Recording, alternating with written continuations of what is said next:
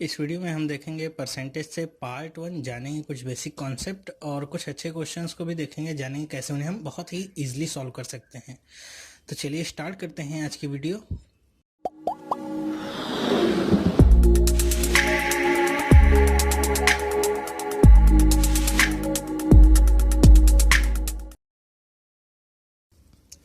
Hello, मेरा नाम चंद्रहास है। स्टडी स्मार्ट में आप सबका स्वागत है। दोस्तों, 3-4 दिन से पिछले मैं आपको कोई वीडियो दे नहीं पाया। गले में इन्फेक्शन होने की वजह से मैं बोलने में असमर्थ था, जिसकी वजह से आपको कोई भी वीडियो मिल नहीं पाई।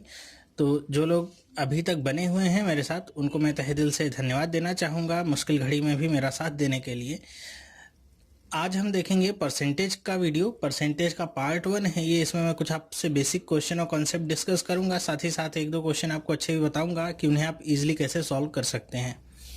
तो चलिए स्टार्ट करते हैं। सबसे पहले हम जान लेते हैं कि परसेंटेज होता क्या है। देखिए, अगर कहीं पर भी ऐसा लिखा होता है 10%, तो इससे आप क्या समझते हैं? 10% का मतलब क्या होता है कि 10 और इसके डिवाइड में क्या आता है? 100, जिसका बेस आपका क्या हो? 100 हो, वही आपका परसेंट कहलाता है। ठीक है। तो अगर कहीं पे 10% लिखा है, इसका मतलब क्या है? 10 अपॉन में 100। तो अगर ये किसी नंबर के साथ लिखा हो, जैसे यहाँ पे अगर लिखा हो 210 और इसको आपसे कहा जाए इसका 10% आपको निकालना है, तो आप क्या कैसे करेंगे? तो इसका या ऐसे लिखा रहता है 212 इंटू 10%। तो इसका मतलब क्या होता है? 210 गुणे में 10% का मतलब 10/100। आप 0 से 0 कैंसिल कर दीजिए, कितना आ जाएगा? 21। तो ये आपका क्या आ गया? 210 का 10% कितना होगा? 21। तो परसेंटेज का सिंपल सा सीधा सा फंडा यही होता है। आई होप आप सबको ये सब पता ही होगा, बहुत ही बेसिक कॉन्सेप्ट है। इसमें अलग अलग तरह के क्वेश्चंस बनते हैं। जैसे आपसे परसेंटेज इंक्रीज पूछा जाता है कि किसी भी नंबर का हो गया इतना परसेंट इंक्रीज, तो अब कितना हो जाएगा वो नंबर। तो सारे क्वेश्चंस होते हैं। जैसे एग्जांपल के लिए अगर मैं कह दूं कि आपका मान लीजिए कोई यहाँ पे 100 रुपीज़ थे, अब आपसे कह दिया गया कि इसमें 30% इंक्रीज हो गया। तो 30% इंक्रीज हो गया, तो अब ये कितना हो जाएगा, कितना रुपये हो जाएगा? तो आप कैसे निकाल सकते हैं इसको? तो इसमें प्लस 30% हुआ है, इंक्रीज हुआ है, तो कैसे करेंगे इसे? तो इसे करने के 2 मेथड हो सकते हैं। या तो आप 100 को लीजिए, इसमें 30% इंक्रीज हुआ है, तो आप इसका 130% निकाल दीजिए। डायरेक्ट 100 से 100 कट जाएगा, कितना आ गया? 130 रुपये, ये आपको मिल जाएगा। दूसरा तरीका क्या हो सकता है कि आप 100 को लीजिए, इसका 30% निकालिए, इसका 30% जो भी आता है, कितना आ गया? 30। इसको ओरिजिनल वैल्यू मतलब 100 में ऐड कर दीजिए, आपको फिर से मिल गया क्या? 130%। ये दूसरा तरीका है। तो दोनों ही तरीके से आप इसे इजिली कर सकते हैं। ठीक इसी तरह से इंक्रीज का अगर आपसे पूछा जाए डिक्रीज हो गया तो कितना? जैसे 100 रुपीज़ में 30% डिक्रीज हो गया, तो डिक्रीज के लिए भी आप क्या कर सकते हैं? 100 में से 30 को माइनस करिए, कितना आ जाएगा? 70 अपॉन में 100। तो डायरेक्ट आपको मिल जाएगा, कितना मिल जाएगा? वो 70 रुपीज़ मिल जाएगा। ठीक है। तो इस तरह के क्वेश्चंस आपसे पूछे जाएंगे, तो इस तरह के क्वेश्चंस को आप आसानी से सॉल्व कर सकते हैं परसेंटेज के कॉन्सेप्ट का यूज करके। चलिए हम देखते हैं क्वेश्चंस को, और उन्हीं के जरिए हम समझने की कोशिश करेंगे कि कैसे कैसे आपके क्वेश्चंस आएंगे और उन्हें कैसे आपको डील करना है। देखिए, पहला क्वेश्चन आपके सामने है। कह रहे हैं कि 15% of A equals to 20% of B, then 25% of A is equal to what percent of B? कह रहे हैं कि 15% जो ए का है वो 20% बी के बराबर है, तो 25% जो ए का होगा वो बी के कितने परसेंट के बराबर होगा? ध्यान रखिए, आपको परसेंट में वैल्यू पूछी जा रही है, तो कैसे आप निकाल सकते हैं? देखिए, जब भी आपके सामने परसेंट आ जाता है तो आपके लिए कंपैरिजन करना किसी भी वस्तु के लिए बहुत ही ईजी हो जाता है। और ये परसेंटेज का कॉन्सेप्ट हम सीख रहे हैं, ये आपको सिर्फ एक चैप्टर में ही नहीं, ये आपको profit and loss, mixture, alligation, SI, CI और डीआई जैसे महत्वपूर्ण जो टॉपिक्स हैं, सब में बहुत ही ज़्यादा हेल्प करने वाला है। तो देखिए कैसे करेंगे हम। यहाँ पे हम लिख देते हैं कि 15% of A is equal to what? 20% of B. तो आपसे पूछा क्या गया है? 25% ऑफ ए, ये कितने परसेंट होगा? बी के। ठीक है, मान लीजिए हम यहाँ पे ले लेते हैं x% ऑफ बी। बस आपको क्रॉस मल्टीप्लाई कर देना है, आपको आंसर मिल जाएगा। क्रॉस मल्टीप्लाई करके आप आसानी से आंसर को निकाल सकते हैं। देखिए कैसे करेंगे। क्रॉस मल्टीप्लाई करेंगे तो क्या आ जाएगा? 20 गुणे में 25, ये सारे परसेंटेज में आपकी वैल्यूज हैं, अपॉन में 15। अब यहाँ पे हमने अपॉन में 100 इसलिए नहीं लिखा है क्योंकि सारे परसेंटेज में वैल्यूज हैं, तो सब आपस में अपॉन में 100 कैंसिल हो जाएंगे। एक्स की वैल्यू आपको रिड्यूस होकर ये मिल जाएगी। बस आपको इसे कट करना है। ये 3 टाइम्स जाएगा, ये आपका 4 टाइम्स जाएगा, कितना गया? 100 अपॉन में 100/3। अब इसे आप अगर आंसर में दिया गया है 100/3 तो आप इस फॉर्म में भी लिख सकते हैं, ये भी आपका एक आंसर लिखने का तरीका हो गया। दूसरा, अगर इसे 100/3 नहीं है, 33 होल 1/3 के रूप में दिया गया है, तो इसे आप इस तरह भी लिख सकते हैं। ठीक है, तो जैसे भी आपको आंसर दिया हो आप उसी हिसाब से इसे लिख सकते हैं। करना एकदम ऐसे ही है, जो भी आपसे परसेंटेज इक्वल करने को कहे आप इक्वल करेंगे, जो पूछा जाएगा आपको क्रॉस मल्टीप्लाई कर लेना है। 100 लिखने की भी जरूरत नहीं, क्योंकि सारे कैंसिल आउट हो जाने हैं, तो लिखने की जरूरत नहीं, सीधे आपको आंसर मिल जाता है। आई होप आपको ये समझ में आया होगा। चलिए दूसरा क्वेश्चन देखते हैं।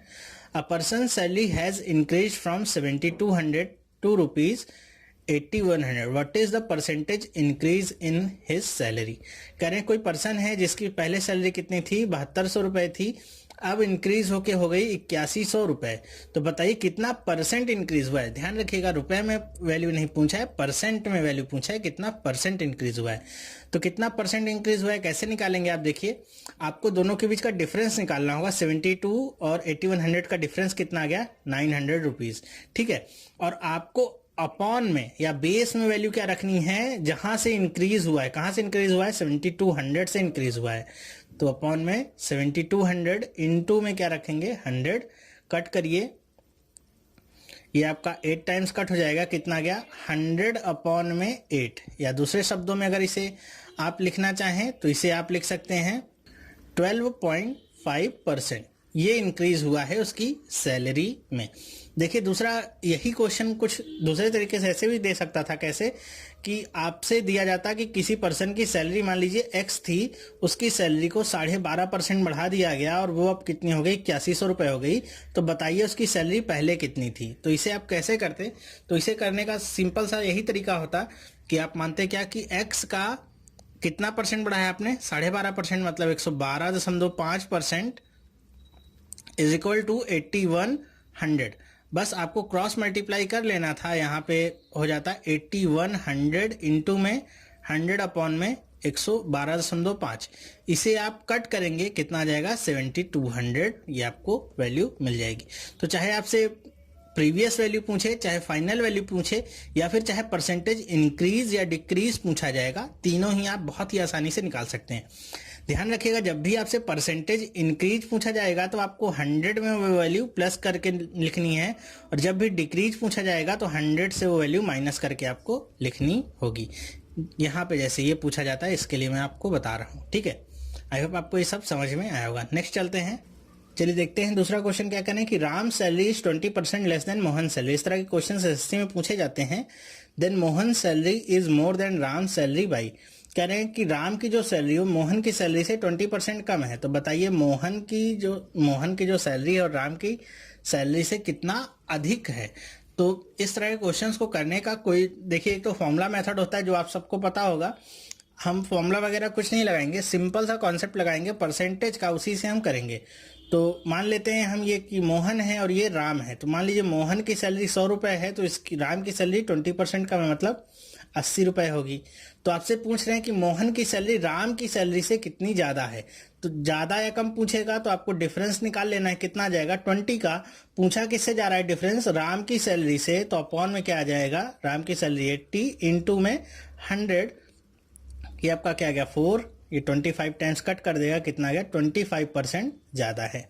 तो इसे आप इजीली निकाल सकते हैं। परसेंटेज का कॉन्सेप्ट, कोई भी फॉर्मूला लिखने की जरूरत भी नहीं है, ना तो याद करने का टेंशन लेना है, आसानी से आप इसे निकाल सकते हैं। इसको करने का दूसरा तरीका क्या होता कि 20% कम है राम की सैलरी, तो 20% को हम अगर फ्रैक्शन में लिखना चाहें तो हम क्या लिख सकते हैं, 20% को 1/5 लिख सकते हैं। कह रहे हैं कि मोहन की सैलरी कम है, मतलब मोहन की सैलरी 1/5 यहाँ पे लिखा है, तो मोहन की सैलरी अधिक होगी। तो कितना अधिक होगी, तो जो भी आपका न्यूमरेटर में वैल्यू है उसे आप इसमें से माइनस कर दीजिए, तो क्या आ जाएगा 1/4। तो 1/4 का मतलब क्या होता है 25%। तो ये आ जाएगी मोहन की सैलरी। तो इस तरह से भी आप निकाल सकते हैं। अगर आपको इस तरह से निकालना आता है तो आप यहाँ से भी इजीली निकाल सकते हैं, वरना आपको परसेंटेज का कॉन्सेप्ट जो यहाँ पर मैंने बताया उससे भी आप आसानी से निकाल सकते हैं। देखिए ये वाला जो कॉन्सेप्ट होता है 1/3, 1/4 और इसके जो सामने परसेंटेज में वैल्यू होती है, ये मैं अभी यहाँ पे डिस्कस नहीं कर रहा हूँ, वो सिंप्लीफिकेशन का पार्ट है। तो जब मैं सिंप्लीफिकेशन वाले क्वेश्चंस कराऊंगा तो वहाँ पे मैं आपको 1 से लेके 15 तक के सारी वैल्यूज़ लिख के दिखाऊंगा और बताऊंगा भी कैसे उसे आपको इम्प्लीमेंट करना है। वो यहाँ पे आपको बहुत ज़्यादा हेल्प तो नहीं करेगा, हाँ थोड़ा बहुत हेल्प करेगा, लेकिन हम उसे अभी यहाँ पे डिस्कस नहीं कर रहे। चलिए देखते हैं दूसरा सवाल। अब देखिए इस तरह के क्वेश्चंस आते हैं आपके। The price of sugar is increase by 25%। If a family wants to keep its expense on sugar unaltered, then the family will have to reduce the consumption of sugar. कह रहे हैं कि शुगर है उसकी price क्या है हो गई 25% बढ़ गई। तो अगर कोई फैमिली है जो शुगर खरीद रही थी, उसको अपना जो एक्सपेंस है या कह दिए एक्सपेंडिचर है वो बढ़ाना नहीं है, ना तो कम करना है, बराबर बनाए रखना है, तो क्वांटिटी में उसको कितना कम लेना होगा शुगर ताकि उसका खर्चा ना बढ़े। तो सिंपल सी बात यहाँ पे ये होती है कि आपको बताना क्या है कि उसको क्वांटिटी कितनी कम करनी होगी। तो अगर आप देखिए ऐसे, तो जो भी प्राइस होगा अगर हम उसको क्वांटिटी से गुणा कर देंगे तो हमको क्या मिल जाएगा, उसका एक्सपेंस, ठीक है, या एक्सपेंडिचर हमको मिल जाएगा, ठीक है।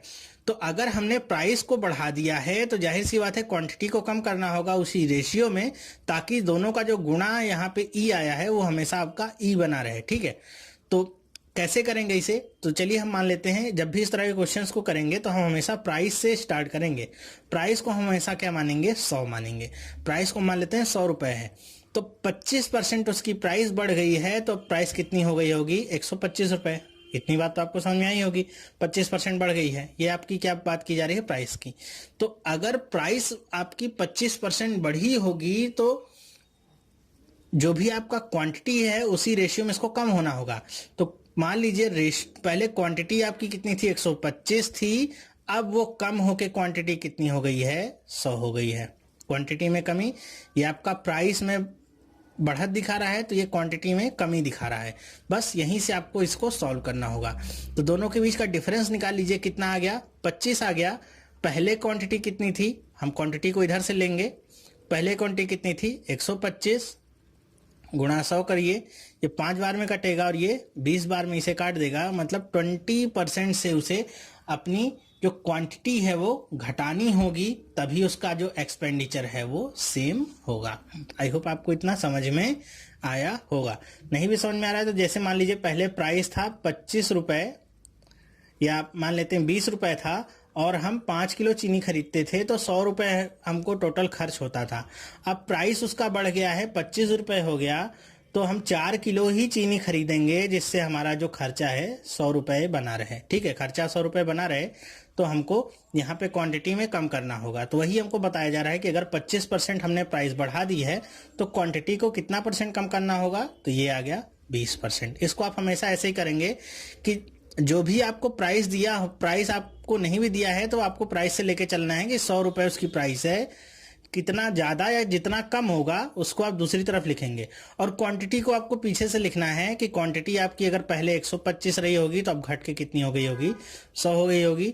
आपको डिफरेंस निकाल लेना है, पहले की जो क्वांटिटी थी वो लिखनी है, इनटू में 100 करना है, आपको आंसर मिल जाएगा। ध्यान रखिएगा ये वो केस है जब आपका ये देखिए एक्सपेंस आपका सेम है, मतलब एक्सपेंडिचर आपका बदला नहीं है, वो सेम बना हुआ है, वो वाला केस है। नेक्स्ट देखते हैं। अब देखिए ये उसका दूसरे टाइप का क्वेश्चन है, इसे हम देखेंगे कैसे करेंगे। इसको करने के आपको बहुत सारे तरीके पता होंगे, फॉर्मूला भी पता होगा।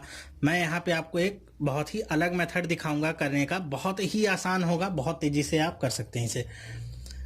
क्या लिखा हुआ, a reduction of 20% in the price of wheat enables a person to buy 3.5 kg more than wheat of ₹770 the original price of wheat. Question को ध्यान से समझिएगा कि कह रहे हैं कि वीट है, गेहूं है, उसकी प्राइस में 20% क्या हो गया है, उसकी प्राइस कम हो गई है, 20% उसकी प्राइस में कमी आ गई है।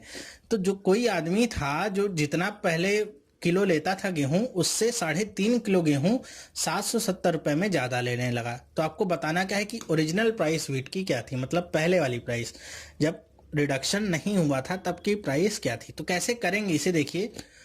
बाकी सारी चीजें तो आपको पता ही होंगी, पहले के जो भी मेथड होंगे फॉर्मूला वगैरह, मैं अपना मेथड आपको दिखाता हूं कैसे हम करेंगे इसे।